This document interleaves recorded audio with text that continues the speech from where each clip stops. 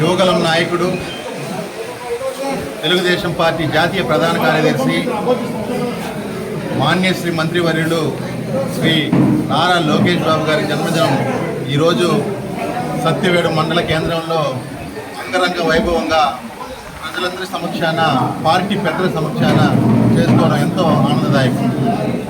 లోకేష్ గారి జన్మదినం అంటే తెలుగుదేశం పార్టీ కార్యకర్తలకు కానీ పేద ప్రజలకు కానీ ఒక పండగ లాంటిది. ఎందుకంటే ఈ రాష్ట్రాన్ని ఒక అరాచక పాలన నుంచి పారదోడలలో పాదయాత్ర చేసి తన వంతు భూమికి పోషించిన నారా లోకేష్ గారి బాధ్యత ఎంతైనా ఉంది. ఎందుకంటే ఆ రోజు అడుగడుగున అడ్డుకున్నారు లోకేష్ గారిని.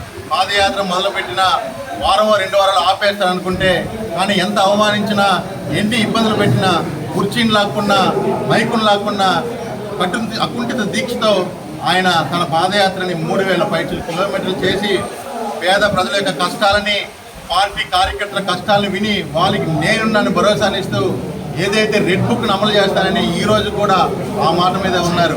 కావున ఈ రాష్ట్రం అభివృద్ధి పథం చెందాలంటే తెలుగుదేశం పార్టీ రావాలని ప్రజలు కూడా మనకు ఒక ఘనమైన విజయాన్ని సమకూర్చారు.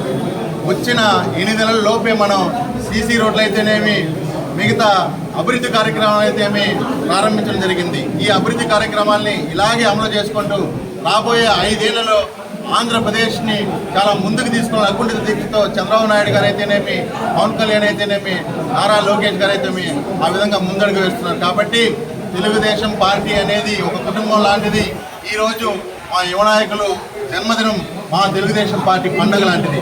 పెద్దలందరికీ నేను మరీ కృతజ్ఞతలు తెలియజేస్తున్నాను.